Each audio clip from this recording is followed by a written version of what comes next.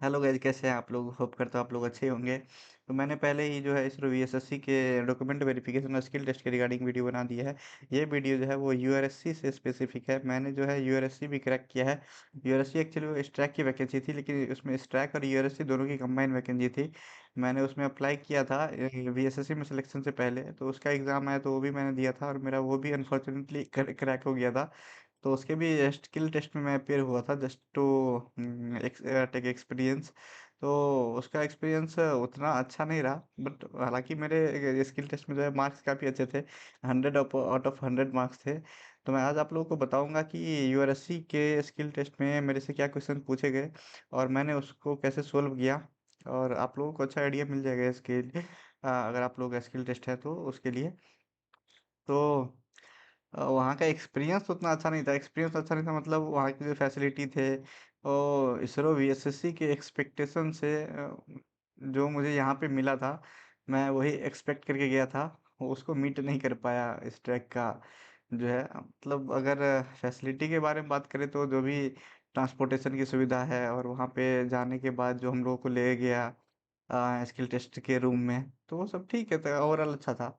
अच्छा बोल सकते हैं, मतलब 5 आउट ऑफ 10 मैं रेटिंग देना चाहूँगा यूआरएससी के स्किल टेस्ट को। तो वीएसएससी का जो स्किल टेस्ट डॉक्यूमेंट वेरिफिकेशन था उसको मैं 9 आउट ऑफ 10 दूंगा। ये काफ़ी अच्छा था यहाँ पे। तो चलिए हम लोग जो मेरे से क्वेश्चन पूछे हैं हम लोग उसका डिस्कस कर लेते हैं। एक्चुअली ये जो मेरा स्किल टेस्ट था ना वो दासर हली करके एक जगह है बेंगलोर में। वहाँ पे दासर हली एक मेट्रो स्टेशन है, उसी के पास वो वेन्यू था। इस ट्रैक का एक सेंटर है, वहीं पे हम लोगों का हुआ था। वहाँ से हम लोगों का एक बस आई थी, वहाँ पे बस हम लोगों को लेके गई एक स्किल टेस्ट के रूम में। स्किल टेस्ट का रूम जो था वहाँ से अप्रोक्स 10 किलोमीटर दूर था। और वो लोग किसी स्कूल में अरेंज करके रखे थे स्किल टेस्ट। वहाँ पे उन्होंने अपना पूरा सेटअप लगा रखा था और बारी बारी से हाँ, दस दस दस दस से लोगों को बुला रहे थे। और वैसे स्किल टेस्ट एक रूम में हो रहा था। मतलब जो भी मेरे बैच में थे ना 10 लोग, तो उनका जो क्वेश्चंस था वो सभी का नहीं, लेकिन कुछ ऐसे दो सेक्शन में क्वेश्चन थे। मतलब वो 5 लोग पीपल्स का अलग क्वेश्चन था, 5 पीपल्स का अलग क्वेश्चन था। तो मुझे जो मेरे से क्वेश्चन पूछे गए मुझे वो पता है। मैंने अपने दूसरे फ्रेंड से ऐसे एक्सपीरियंस नहीं लिया। मैं दूसरा वीडियो एक और बनाऊंगा, उसमें बताऊंगा कि मेरे फ्रेंड से क्या क्वेश्चन पूछे गए। उसका भी वीडियो मैं बना दूंगा। चलिए हम लोग मेरे से जो क्वेश्चन पूछे गए हैं मैं अपना पर्सनल एक्सपीरियंस शेयर करता हूँ आप लोगों के साथ। आप लोगों के लिए काफ़ी हेल्पफुल होगा। इसके रिगार्डिंग मैंने एक पीपीटी बना के रखा है दोस्तों। चलिए हम लोग पीपीटी को ओपन कर लेते हैं। देखिए ISRO skill test document verification और स्किल टेस्ट के बारे में मैं बताने जा रहा हूँ इस वीडियो में। चलिए, तो ये मेरा यूआरएससी का था। यू एक्चुअली ये स्ट्रैक का था जो कि मैंने पहले ही बता चुका है। उसके बाद देखिए यहाँ पे दो क्वेश्चन पूछे गए थे, एनालॉग इलेक्ट्रॉनिक्स और डिजिटल इलेक्ट्रॉनिक्स से। इसरो में बजट की जो है ना वो हमेशा ही ऐसी किल्लत सी रहती है। हाँ दोस्तों, मैं बता रहा था ना, इसरो में जो बजट की है ना हमेशा किल्लत सी रहती है। यहाँ भी प्रोजेक्ट से जो भी आते हैं ना, तो वो लोग बताते हैं कि हमारा बजट बहुत कम है, इसलिए जो है हम लोग वो आप लोग जो भी डिमांड है वो उतना मीट नहीं कर सकते। वैसे इसरो वाले से उतना एक्सपेक्टेशन भी नहीं था। इन लोग का बजट का हमेशा इश्यू रहता है, इसलिए वो लोग हमेशा चाहते हैं ना कि एनालॉग इलेक्ट्रॉनिक्स और डिजिटल इलेक्ट्रॉनिक्स का क्वेश्चन दें, क्योंकि डिजिटल इलेक्ट्रॉनिक्स एनालॉग इलेक्ट्रॉनिक्स जो इक्विपमेंट रहते हैं ना वो सस्ते में मिल जाते हैं। अगर उन लोगों को कम्युनिकेशन और दूसरे सब्जेक्ट जैसे कम्युनिकेशन, माइक्रोवेव, इन सब से अगर लेना हो उन लोगों को, तो कौन अब रडार खरीद के लाए, कौन अब एंटीना खरीद के लाए, तो वो बहुत ही ज़्यादा कॉस्टली पड़ जाता है। इसलिए ऐसे लो बजट में ये लोग ऐसे निकालना चाहते हैं, तो इन लोगों के पास कोई ऑप्शन बचता नहीं है। इन लोगों के पास एक ही ऑप्शन बचता है, एनालॉग इलेक्ट्रॉनिक्स और डिजिटल इलेक्ट्रॉनिक्स। तो जब भी ये लोग स्किल टेस्ट लेंगे ना तो ये दो ही सब्जेक्ट से क्वेश्चन वो लोग लेके आएंगे, क्योंकि इन लोगों की बस की बात नहीं है कि स्टूडेंट के क्वालिफिकेशन टेस्ट करने के लिए वो लोग इतना महंगा महंगा इक्विपमेंट लाए। तो चलिए क्वेश्चन देख लेते हैं दोस्तों। तो चलिए क्वेश्चन हम लोग जो शुरू कर लेते हैं। यहाँ पे देखिए पहला जो क्वेश्चन था वो एनालॉग इलेक्ट्रॉनिक्स और दूसरा जो क्वेश्चन था वो डिजिटल इलेक्ट्रॉनिक्स से था। यहाँ पे देखिए पहला जो क्वेश्चन था वो पूछा गया था वो था कि रियलाइजेशन ऑफ नल डिटेक्टर। ये यहाँ पे देखिए जो जैसे क्वेश्चन था वैसे ही मैं लेके आ गया आप लोगों के लिए। नल डिटेक्टर और आपका रियलाइजेशन था जिसमें इनपुट देना था आपको 20 volt peak to peak input आप लोग फंक्शन जनरेटर से देंगे, और वो साइन वेव आपको इनपुट डालना था और उसकी फ्रीक्वेंसी जो है 5 किलोहर्ट्ज आप लोगों की रखनी थी। यहाँ पे कोई भी फिगर नहीं दिया गया था। ऐसा बीएसएससी के टेस्ट में ऐसा देखा गया था दोस्तों। कि वहाँ पे जो सिमेट्री ट्रिगर पूछा गया था, तो उसमें जो है वो दे दिया था उन लोगों ने फिगर, कौन-कौन से वैल्यू के रेजिस्टेंस लगाने हैं, कौन से वैल्यू के कौन से ट्रांजिस्टर लगाने थे, उन्होंने प्रॉपर ऐसे एनवेलप में डाल के दे दिए थे। लेकिन यहाँ पे कोई भी आपके पास फिगर नहीं था। आप लोगों को फिगर याद होना चाहिए, आप लोगों को फिगर पता होना चाहिए। नल डिटेक्टर क्या होता है, इसी को जीरो क्रॉसिंग डिटेक्टर भी बोलते हैं, ये वेब से बनता है। और इसका वेब फॉर्म भी आप लोगों को बनाना था। एक आंसर शीट देते हैं, आंसर शीट पे आपको थोड़ा बहुत लिखना होता है, उतना ज़्यादा लेंदी नहीं। मैंने तो बहुत लोगों को देखा कि वो लोग लिखे जा रहे हैं थ्योरी, उन लोगों को थ्योरी से मतलब नहीं है। आपका नल डिटेक्टर रियलाइज़ करना है, तो आप नल डिटेक्टर जो है आप बनाइए, उसके बाद उसमें इनपुट डालिए, आउटपुट निकाल के दिखाइए।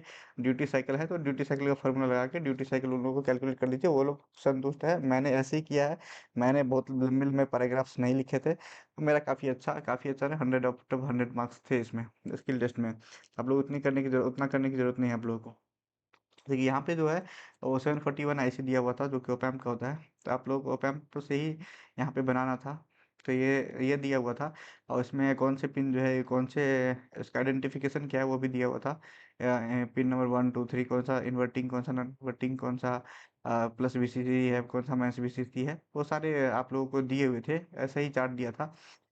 तो आप लोग को इसे यही देख के आप लोगों को समझ में आना चाहिए कि आप लोगों को कैसे बनाना है। यहाँ पे देखिए मैं आप लोगों को बताऊँगा कि बनाएँ कैसे। इसके लिए देखिए एक ब्रेडबोर्ड दिया था दोस्तों, एक ब्रेडबोर्ड भी था, किट भी था, ट्रेनर किट भी दिया हुआ था। तो आप लोग चाहे इसको ब्रेडबोर्ड पे या ट्रेनर किट पे दोनों बना सकते हैं। मैंने इसको ब्रेडबोर्ड पे बनाया था। तो इसमें बनाना कैसे है, तो देखिए मैंने जो है वो आप लोगों को पता ही होगा, ये ब्रेडबोर्ड होता है। ब्रेडबोर्ड में ये जो लाइन्स होते हैं ना, small A B C D E F G H I J दिया है, ये सारे जो है हॉरिजेंटली सॉर्टेड होता है, मतलब ऐसे ये जो है ना सारे सॉर्टेड है, ये सारे सॉर्टेड है। लेकिन ये जो प्लस माइनस का दिया हुआ है ना, ये वर्टिकली सॉर्टेड होते हैं। तो अगर आप लोग कभी भी अपने लैब किए होंगे कॉलेज में, तो आप लोगों को पता ही होना चाहिए ये बात।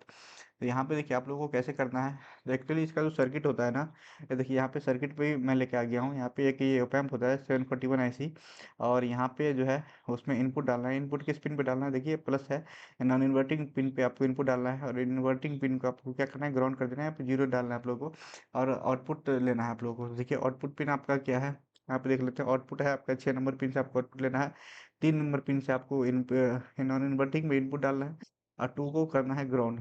तो आप लोग क्या करेंगे, देखिए यहाँ पे जो पिन नंबर 1 2 है, इसको लेके और कहीं पे एक पॉइंट पे डाल देंगे, यहाँ पे ये ग्राउंड हो जाएगा। फिर वहाँ पे 3 नंबर से आपको क्या करना है, 3 नंबर यानी कि ये पिन से आप लोगों को जो है एक वो इनपुट लेना है। इनपुट आप लोग कहाँ से लेंगे, इनपुट लेंगे आप लोग फंक्शन जनरेटर से। कैसे लेंगे, तो देखिए फंक्शन जनरेटर का ना एक वो प्रोब होता है। प्रोब में जो है ना वो ऐसे करके रहता है, और वहाँ पे आगे जाके ना यहाँ पे एक क्रोकोडाइल पिन आता है, एक दूसरा पिन आता है। यहाँ से 2 पिन में स्प्लिट हो जाते हैं, एक होता है प्लस, एक होता है माइनस। यहाँ से प्लस वाला जो है आप लोगों को पिन नंबर 3 पे ऐसे कनेक्ट कर देना है, और माइनस वाला जो है ना वो कहीं पे जाके आपको ग्राउंड में डाल देना है। उसके बाद देखिए आउटपुट आप लोगों को कहाँ से लेना है, आउटपुट पिन नंबर 3 से लेंगे। और यहाँ पे आउटपुट जो है आप लोगों को ये यहाँ पे किसी भी चैनल पे, देखिए मैं अगर आप लोगों के लिए जूम कर दूँ, तो यहाँ पे देखिए जूम करता हूँ, ये है चैनल 1 2 3 4। एक्चुअली ये CRO है, एक्चुअली ये DSO है। तो आप लोगों को किसी भी चैनल पे, मैं चैनल 2 पे दे रहा हूँ, मैं चाहता हूँ कि चैनल 2 पे हमारा आउटपुट आए और चैनल 1 पे हमारा इनपुट हो। तो इनपुट को हम लोग बाद में डालेंगे, यहाँ पे पहले हम लोग आउटपुट डाल लेते हैं इधर। तो देखिए मैंने आउटपुट को टर्मिनेट कर दिया अपने CRO पे। एक्चुअली यहाँ पे CRO में भी ना यहाँ पे स्प्लिट होके दो हो जाते, यहाँ पे स्प्लिट होके एक और वो हो जाता है। यहाँ पे प्लस वाला तो आपको इधर कनेक्ट करना है, माइनस वाला क्या करना है, ग्राउंड कर देना है। तो ग्राउंड हम लोग यहाँ पे एज्यूम किया है ना, तो यहाँ से एक और जो है वो मैं कर देता हूँ। यहाँ से एक और जो है वो डबल पिन जो रहेगा, वो ग्राउंड वाला जो है ना हम लोग एक जगह पे ला देंगे। उसके बाद देखिए ये हो गया इनपुट, ये हो गया आउटपुट।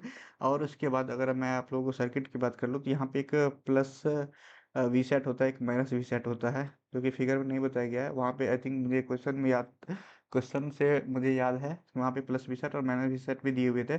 तो आप लोगों को आई थिंक 5 वोल्ट की लेनी थी। तो आप लोग यहाँ पे देखिए आप लोगों को पावर सप्लाई दिया होगा, डीसी पावर सप्लाई। इसका काम क्या होता है, ये एक डीसी पावर कंटिन्यूस पावर आप लोगों को सप्लाई करेगा। इसके अंदर कुछ नहीं, एक रेक्टिफायर होता है, और दूसरा वो वोल्टेज रेगुलेटर रहता है। उसके बाद ये जो है यहाँ पे आप लोग वोल्टेज को रेगुलेट करके यहाँ पे 5 वोल्ट 10 वोल्ट जितना भी चाहिए आप लोगों को, इसको नोब को एडजस्ट कर सकते हैं। और यहाँ से आप लोग आउटपुट लेंगे, यहाँ से आप लोग आउटपुट लेंगे, ये प्लस है, ये माइनस है। यहाँ पे देखिए इसकी जो रेंज है ना वो 1 से लेके 130 वोल्ट तक डीसी ये प्रोवाइड कर सकता है। तो हम लोग को सिर्फ 5 वोल्ट चाहिए, तो 5 वोल्ट यहाँ पे 5 वोल्ट का यहाँ पे जो है ना प्लस वाला मैं आप लोगों को दिखा देता हूँ। ये प्लस वाला जो है वो आप लोगों को पिन नंबर जो भी था आप लोग देख लेंगे कि आपका पिन नंबर क्या था। मैं चलिए एक बार देख लेता हूँ आप लोगों के लिए। देखिए प्लस वाला जो है पिन नंबर 7 था और माइनस वाला है पिन नंबर 4 था। यानी कि आप लोगों को प्लस वाला जो है वो पिन नंबर 7 कहीं कुछ इधर होगा और माइनस वाला जो है पिन नंबर 4 वो यहाँ है, तो आप लोग यहाँ पे डाल देंगे। तो यहाँ पे देखिए आप लोगों को हाँ प्लस नहीं नहीं माइनस वाला ये नहीं दोस्तों, ये थोड़ा गलत हो गया। क्यों गलत हो गया? क्योंकि आपको एक प्लस भी सेट होता है, एक माइनस भी सेट है। अगर 5 वोल्ट ले रहा है दूसरा, ऐसे आप लोगों को -5 वोल्ट देना पड़ेगा। वो क्वेश्चन में एक्चुअली दिया हुआ था कि आप लोगों को कितना लेना है, तो ये इसको एक्चुअली जो है ना आपको करना पड़ेगा ग्राउंड। क्योंकि इसका जो प्लस वाला है उसके तो आपने डाल दिया पिन नंबर 7 पे। यहाँ पे माइनस वाला जो है वो आपको करना पड़ेगा ग्राउंड। तो ग्राउंड हम लोगों ने यहाँ पे लगा रखा है सारा, हम लोग ग्राउंड यहाँ पे डाल देंगे। क्योंकि ये पूरा सॉर्टेड है ना, ये वर्टिकल लाइन सॉर्टेड है, यहाँ पे डाल दिया। उसके बाद देखिए आप लोगों को जो है ना 4 नंबर पिन पे क्या लेना है, -5 वोल्ट लेना है। तो यहाँ पे देखिए यहाँ पे मतलब आप लोगों को दिख नहीं रहा होगा आई थिंक। ये देखिए यहाँ पर जो है ना ये प्लस माइनस है 5 वोल्ट। अगर हम लोग इसकी पोलैरिटी उल्टा कर दे तो क्या हो जाएगा, ये माइनस प्लस हो जाएगा, तो वो -5 वोल्ट हो जाएगा। तो आप लोगों को एक्चुअली -5 वोल्ट डालना है। -5 वोल्ट कैसे डालेंगे, ये जो माइनस वाला है ना उसको ले जाके ये फोर इधर 4 नंबर पिन पे कनेक्ट कर देंगे और इसका प्लस वाला जो है उसको लाके ग्राउंड पे कर देंगे। तो यहाँ पे हो जाएगा आप लोगों का ये यहाँ पे -5 वोल्ट भी आ जाएगा आपको। तो यही करना है दोस्तों आप लोगों को। इतना करने के बाद देखिए हमारा जो है इसको पावर सप्लाई मिल गया हमारे इसको 5 वोल्ट से ज़्यादा आप लोगों को नहीं देना है। क्योंकि मैंने प्रैक्टिस के टाइम बहुत बार देखा था कि मैंने जब 15 वोल्ट बैटरी से कर रहा था ना 741 का किसी भी आईसी का, आप लोग अगर 15 वोल्ट से सप्लाई दो ना तो वो बहुत ज़्यादा हीटअप हो जाएगा। हीटअप होने के बाद वो डैमेज भी हो जाएगा। तो आप लोग इसमें जो है ना आईसी में कभी भी 15 वोल्ट मत डालो, 5 वोल्ट डालो, 5 वोल्ट पे अच्छा काम करेगा। तो यहाँ पे देखिए एक्चुअली जो है यहाँ पे आप लोगों को मैं एक चीज़ और बताता हूँ आप लोगों को। ये एक्चुअली फंक्शन जनरेटर है। हाँ दोस्तों चलिए हम लोग फिर कहाँ पे देख रहे थे, तो हम लोगों ने सब कुछ जो है यहाँ पे कनेक्ट कर दिया। और मैं देख लेता हूँ और भी कुछ छूटा क्या, तो मेरे अकॉर्डिंग और कुछ नहीं छूटा है। ये ऑफसेट नल है ना, ये इसका यूज़ हम लोग तब करते हैं, मैं बताता हूँ आप लोग को। ऑफसेट नल का यूज़ करते हैं हमारा आउटपुट वोल्टेज जो है ना वो कम आते रहता है ना, तो ऑफसेट को कम्पेंसेट करने के लिए यहाँ पे उस ऑफसेट को नलीफाई करने के लिए हम लोग ऑफसेट का यूज़ करते हैं। लेकिन आप लोगों को मैक्सिमम ऑफ द टाइम जो है वो उसको यूज़ करना नहीं होता है। तो यहाँ पे देखिए हाँ, मैं इसके बारे में फंक्शन जनरेटर के बारे में आप लोगों को बता रहा था। तो इसमें ऐसा है ना दोस्तों कि आप लोगों का जो 12 वोल्ट पिक टू पिक है, यहाँ पे देखिए amplitude high level low level offset. यहाँ पे एम्पलीट्यूड पे आप लोगों को सिलेक्ट करना है। यहाँ पे आप को मैग्नीट्यूड जो है वो 10 वोल्ट सेलेक्ट कर लेना है। क्योंकि पिक टू पिक जो है 20 वोल्ट है, यानी कि आपकी जो मैक्सिमम मैग्नीट्यूड होगा वो 10 वोल्ट की रहेगी। और यहाँ पे फ्रीक्वेंसी 5 किलो हर्ट्ज है, तो यहाँ पे आप लोग को 5 किलो हर्ट्ज यहाँ पे आप लोग बटन दिया हुआ है, इस पे करके यहाँ पे इसको एक बार प्रेस करेंगे तो एंटर हो जाएगा। और यहाँ पे साइन वेव स्क्वायर वेव बहुत सारी वेव है, तो उससे आप लोग यहाँ से आउटपुट आप लोग लेंगे। तो उसके बाद देख लीजिए, तो यहाँ पे देखिए हमारा सेटअप जो है ना वो एकदम रेडी हो चुका है। अब यहाँ पे आप लोग आउटपुट यहाँ पे डाल देंगे। और एक चीज़ और, आउटपुट तो अब आप लोगों को दिखेगी। आप लोगों को इनपुट कैसे देखना है, इनपुट देखने के लिए आप लोगों को सीआरओ में भी जो है वो इनपुट कनेक्ट करना पड़ेगा। तो सीआरओ में इनपुट कैसे कनेक्ट करेंगे, तो देखिए हमारा इनपुट यहाँ से आ रहा है ना फंक्शन जनरेटर से। तो फंक्शन जनरेटर में आप लोगों का एक पिन आपने यहाँ कनेक्ट करके रखा है। देखिए मैं यहाँ पे शो कर रहा हूँ आप लोगों को। और एक पिन आपका ग्राउंड है। तो आप लोग यहाँ से जो है ना एक जंपर वायर लेंगे और उसको एक दूसरे प्रोब के सहारे एक चैनल 1 में लगा देंगे। चैनल 1 का जो दूसरा प्रोब का यहाँ पे दो पॉजिटिव या नेगेटिव रहेगा, तो एक को यहाँ इधर कनेक्ट करना है और दूसरे को जो है वो ग्राउंड वाले को, ये सभी के कॉमन ग्राउंड है वहाँ पे कर देना है। उसके बाद यहाँ पे ना आपको कुछ फिगर में ऐसा दिख जाएगा, आपका जो है ऊपर में ये इनपुट आ जाएगा साइन वेव जो कि आपने डाला है, जो कि आपने फंक्शन जनरेटर से डाला है। और ये आउटपुट हो जाएगा जो कि आपके सर्किट का आउटपुट है। तो यहाँ पे आपको ऑन टाइम और ऑफ टाइम भी दिख जाएंगे, वो भी मैं बता दूंगा, वो मैं बताता हूँ एक्चुअली कैसे होता है। यहाँ पे देखिए आप लोगों को ना ये एक्स एक्सिस में टाइम पर डिवीजन रहता है, वाई एक्सिस में एम्पलीट्यूड पर डिवीजन रहता है, वोल्टेज पर डिवीजन रहता है मतलब। तो यहाँ पे आप लोगों को टाइम का पर डिवीजन कितना है, कितना सेट किए हैं आप लोग को देख लेंगे। यहाँ पे कहीं पे लिखा रहता है तो करंट वाला जो डीएसओ रहता है ना, एक्चुअली सीआरओ नहीं, डीएसओ है। करंट वाला जो डीएसओ रहता है ना, वो अपना कैलकुलेट करके ही बताता है, लेकिन आप लोगों को जो वहाँ दिया जाएगा ना, वो वहाँ पे यही दिया जाएगा कि वहाँ पे आपको कैलकुलेट करना पड़ेगा। तो एक डिवीजन का यहाँ पे दिया रहेगा कि 5 माइक्रो सेकेंड पर डिवीजन। तो आप लोगों को कैलकुलेट करना पड़ेगा कि हमारा जो वेवफॉर्म है वो कितने डिवीजन में है, और वो कितना जो है ना ऑन टाइम उसमें आ रहा है। तो उसके उससे आप लोग जो है ना ड्यूटी साइकिल एक्चुअली निकाल सकते हैं। देखिए मैं आपको बताता हूँ। तो ये है आपका ऑन टाइम, और ये है आपका टोटल टाइम। तो आप लोगों का जो ऑन टाइम है ना, यानी कि ये वाला टाइम ऊपर रखेंगे, और ये पूरा टाइम जितना लगा है ना, वो पूरा टाइम डिवाइड करेंगे, तो आप लोगों का जो है वो ड्यूटी साइकिल आ जाएगा। तो इसको देखिए, मैं एक बात और आप लोगों को बताना चाहता हूँ कि इसको नल डिटेक्टर क्यों बोलते हैं। देखिए, जब भी यहाँ पे जीरो है ना, ये हमारा इनपुट वेवफॉर्म, तो यहाँ पे चेंज दिख रहा है, हाई या लो दिख रहा है आप लोगों को। अदरवाइज कांस्टेंट है। अगर कोई भी एम्पलीट्यूड है तो यहाँ पे देखिए हमारा कांस्टेंट दिख रहा है, वोल्टेज कांस्टेंट दिख रहा है, यहाँ भी कांस्टेंट दिख रहा है। लेकिन जब भी इनपुट जीरो है ना हमारा, तो उस टाइप पे एक जंप दिख रहा है, यानी कि जब भी इनपुट जीरो हो रहा है तो जंप कर रहा है, यानी कि हम लोग आउटपुट को ऑब्जर्व करेंगे, जब भी देखेंगे जंप है, मतलब हमारा इनपुट में उस टाइम पे जीरो है। इसलिए इसको नल डिटेक्टर या जीरो लेवल डिटेक्टर भी बोलते हैं। तो देखिए, वो तो हमारा कंप्लीट हो गया, उसमें इतना ही था एक्चुअली। यहाँ पे आप लोगों को क्वेश्चन वन में वो इन्विजिलेटर को दिखाना होगा कि देखिए आपने सर्किट रियलाइज कर लिया, और आउटपुट भी आप लोगों का अच्छे से शो कर रहा है, उनको दिखा देना है इन्विजिलेटर के। वो लोग सेटिस्फाई हो जाएंगे, तो वो लोग बोलेंगे कि आप अपना दूसरा जो है क्वेश्चन प्रोसीड कर सकते हैं। तो ऐसे हो गया था। तो इसका दूसरा क्वेश्चन पे आ जाएंगे। दूसरा क्वेश्चन मेरे से पूछा था 8x3 इनकोडर। तो एक्चुअली इनकोडर क्या होता है ना, वो डेसिमल को ऐसे बाइनरी में कन्वर्ट कर देता है। ये मतलब इनकोडर मतलब पता ही है आप लोगों को, एक कोड करता ही है। तो किसमें जैसे decimal to encoder, octal to, ये आपका 8x3 इनकोडर है ना, तो आप इसको ऑक्टल टू बाइनरी इनकोडर भी बोल सकते हैं। तो इसमें एक्चुअली जो है ना, इस क्वेश्चन में आप लोगों का ये सर्किट डायग्राम दिया था या नहीं दिया था, मुझे उतना अच्छे से याद नहीं है। लेकिन यहाँ पे ये आई थिंक दिया था, मुझे जहाँ तक याद है ना, ये आप लोगों को दिया था। तो देखिए, मैं इसके ट्रुथ टेबल की बात कर लेता हूँ। आप लोगों को ये जो है ना एक्चुअली इस पे बनाना होता है, ट्रेनर पे बनाना होता है। तो यहाँ पे देखिए आपका जो है, देखिए यहाँ पे 3 जो है, 3 जो है ये आपका आउटपुट है, और 8 जो है वो आपका इनपुट है। आप लोगों को इनपुट कहाँ से लेने हैं, तो देखिए यहाँ पे मैं आप लोगों को जल्दी जूम कर देता हूँ। यहाँ पे देखिए लिखा है ना लॉजिक इनपुट फीचर। तो यहाँ पे आप लोगों को एक एमएसबी और एक एलएसबी सेलेक्ट कर लेना है। मैं आप लोगों को सजेस्ट करूंगा कि आप लोग ऐसे लेफ्ट टू राइट जाइए, तो ये इसको जो है वो एलएसबी कंसीडर कीजिए, और बाकी इधर के लिए एमएसबी। तो यहाँ पे D0 D1 D2 D3 D4 D5 D6 D7 करके आप लोगों को यहाँ से सारे इनपुट ले लेने हैं। आउटपुट लाइन आपको यहाँ से A B C करके आप लोग ले सकते हैं। तो ऐसे आप लोगों को इनपुट और आउटपुट लाइन सेलेक्ट करने होंगे। उसके बाद आप लोगों को करना क्या है, तो उसके बाद आप लोगों को ये सर्किट डायग्राम अगर दिया रहेगा, मुझे जहाँ तक याद है आई थिंक ये दिया हुआ था। अगर ये नहीं दिया रहेगा तो आप लोगों को खुद से पता होना चाहिए। तो आप लोग देख लेंगे कि बेसिक जो हमारे कॉम्बिनेशनल सीक्वेंशियल लॉजिक सर्किट है ना, तो उनका लॉजिक सर्किट क्या होता है, उनका ट्रूथ टेबल क्या होता है, आप लोगों को पता होना चाहिए। ये लोग पूछते हैं।